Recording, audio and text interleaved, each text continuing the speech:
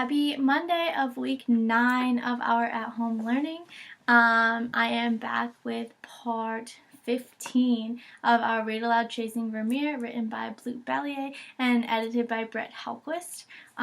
If you are not caught up and are missing some of the parts, go ahead and click down to my YouTube channel and find the Chasing Vermeer playlist to catch up. Today, we are going to be reading chapter 22, which is called 12s. By the time Calder and Petra stepped outside, both men were gone. There were no footsteps to follow. The snow was packed into an unreadable mass. "Guess we should go," Petra said. "Yup." On the way back to Harper Avenue, Calder and Petra made a plan. They would return to Delia Dell that night. Each would tell their parents that they were over at the other's house. "I guess we may be headed for a life of crime after all." Petra gave Calder a half-hearted grin. "But this is different. It'll be an early birthday adventure. She stopped short. Now Calder looked uncomfortable. How did you know?" "How did I know what?" "My birthday." "What? It's my birthday too." To Petra's surprise, Calder seemed more preoccupied than anything else. He was looking at the T pentomino in his right hand. T for 12. We're both 12 on 12/12. Why didn't I see this before? "Wow," was all Petra said. He went on. "It's a puzzle that hinges on 12s. There are the pentominoes, of course, and the fact that we're both turning 12 on the 12th day of the 12th month. And I'll bet there's more about the painting or about Vermeer that works with 12s. Calder, you're either totally nuts or absolutely brilliant. Maybe both.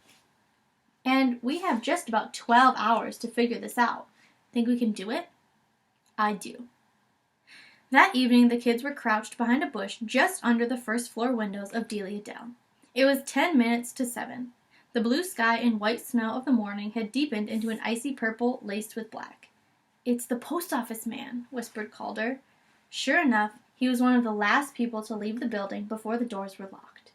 He walked slowly down the stairs to a parked car. Before he climbed in, he scanned 59th Street, as if checking for someone.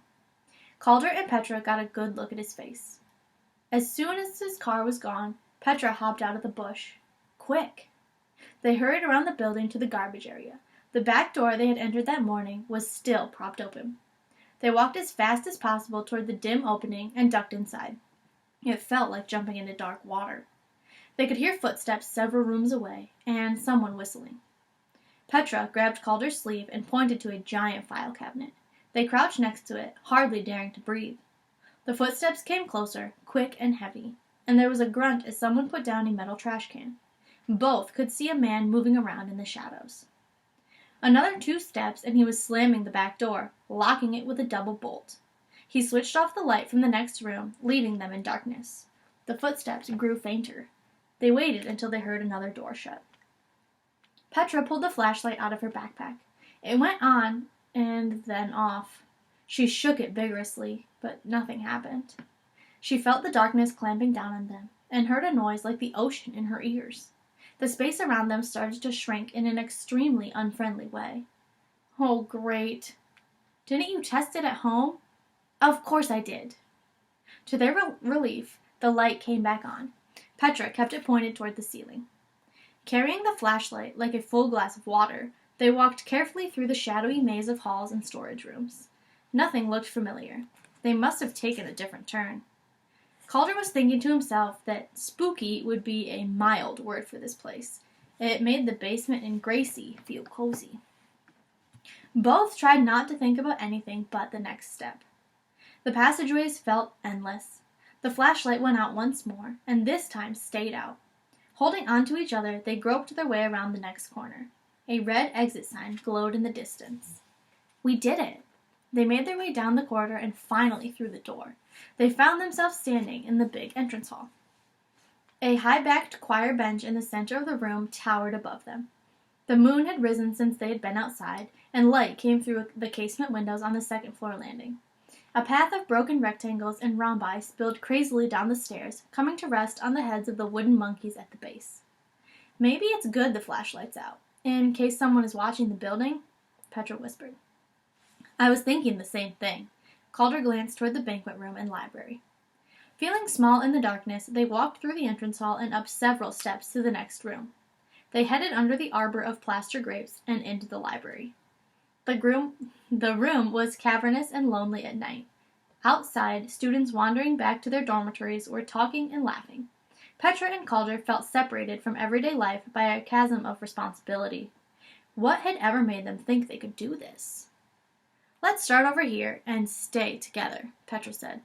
Looking for concealed closets or panels or knobs, they tapped along the south wall, straining their eyes against the shadows. It was slow going. They hesitated at the door to the dining room, peering into deeper darkness. There weren't as many windows here. Once in, they worked methodically, moving faster now. They pressed and knocked so hard on every panel that their arms were trembling and their knuckles raw. Calder turned, moving so quickly that Petra jumped back. "What?" No answer. Calder was running toward the stairs. Petra raced after him. "Calder, wait up!" He stopped at the bottom of the stairs and walked up 12 steps, counting as he went. "What is it?" Petra's voice was a squeak. "I think I figured it out. Go back down." "By myself?" "Hurry! Stay right under the 12th step." Calder was breathless, but calm. Petra thought she could see figures crouched in every corner. If she disappeared like Frog, it would be all Calder's fault. "Here?" Petra's heart was pounding. It was painfully dark by the side of the staircase. Suddenly, she remembered her thought in the bathtub, a rectangle inside a triangle. She was standing inside a huge triangle. "One step farther." Calder rushed down and crouched next to her. He ran his fingers over the surface of the wall. It was covered with small square panels, each about 4 inches wide. "A series of 12s, Calder was muttering. 6, 7, 8. "Here!" They tried rapping on the 12th rectangle, and then on the ones around it. There was clearly space behind this section of wall. They leaned with all their strength against the carved oak. Nothing happened. "Let's press more slowly. Maybe there's a spring or a latch?" Petra started on the upper right and Calder on the upper left. They worked their way carefully down for several inches. They did this twice, each time trying to center the 12th panel in a larger, imaginary rectangle. The third time, something gave. There was a splintery groan and a loud thump. The panel slid back into the wall, revealing a shallow storage area. Petra, trembling now, felt automatically for the flashlight and fumbled with the switch. Miraculously, it turned on. "Oh my God, Petra!" Leaning against the back wall, wrapped in cloth covering, was a smallish, rectangular shape. Calder took a shaky step backward. Handing the flashlight to him, Petra lifted out the object. The wrapping was velvet. Side by side, they sank down onto the floor. Petra began to unwind the fabric, turning the object first one way and then the other, yards of deep red falling in folds around her knees. She touched the corner of a frame. The wood was cool and smooth. She stopped moving. "You." The word was barely a sound. Calder understood and carefully lifted the last layer of velvet. It was a moment they would remember with perfect clarity for the rest of their lives. The flashlight picked up an answering glimmer from the pearls, from the satiny hair ribbons, from the woman's eyes. The image was finer and more delicate than either of them had imagined. Hot tears began running down Petra's cheeks, blurring her vision of the woman's familiar face. Hearing a stifled sob, Calder felt his eyes suddenly fill. At that moment, there were just the three of them in the world. The lady, who was almost 350 years old, and 2 children, who were almost 12. "We'll get you out of here," Petra whispered, not trusting her voice. Calder, wiping his cheeks on the sleeve of his jacket, pointed to the strand of pearls laying on the table. "Count." Petra did. She looked shyly at Calder, aware that they'd both been crying. 10? Oh, I don't believe it. The pearl earrings make 12. They gave each other a wobbly smile. "What made you see that?" Petra asked. "I don't know. Maybe she did." Petra, still looking at the painting, nodded in silent understanding. There was a clearing of throats. They hadn't thought about what to do if they actually found her. "Calder, it's so cold out. Do you suppose it will hurt her? I could wrap her in my jacket." We'll have to. It would be worse to leave her. What if the thief decided to move her tomorrow? We would never forgive ourselves. As Calder held the flashlight, Petra rewrapped the painting carefully in the long strip of velvet, and then took off her sweater and tied it securely around the bundle. The wide frame made it an awkward size to carry. They walked across the dark entrance hall, both hardly feeling the tiles under their feet, and headed for one of the exits on the north side of the building. Scanning the edges of the door, they spotted the telltale red light of an alarm. "I'll bet all of these main doors are wired," Calder said. "We could try and get out through the basement, but that might be wired also. Or you could run from here, and I could distract anyone who saw us." "No, let's stick together." "Maybe I should carry something too, just in case someone's watching the building. It doesn't matter if the police pick us up, right? In fact, that would be a relief." Calder reached down and grabbed a "Danger, slippery when wet" sign that had been left by the door and patted it with a stack of university newspapers. He quickly pulled off his jacket, wrapped the papers and sign tightly in his sweatshirt, and put his jacket back on. He held the bundle in front of him as if it were fragile. "Convincing? Wait." Calder reached into his pocket and pulled out a pentomino. "It's Y for yes. We're going to get her home."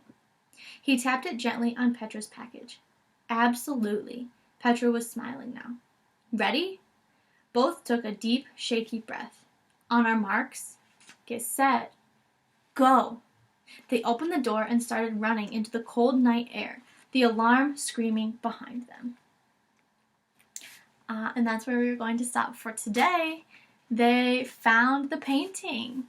Let's don't forget to come back tomorrow and we can see what they are going to do with it. If they make it home safely, if they call anybody and tell them the news. We have just 2 more chapters left. So I hope that you look forward to the end. Have a good rest of your day, and I will see you back tomorrow for more. Goodbye.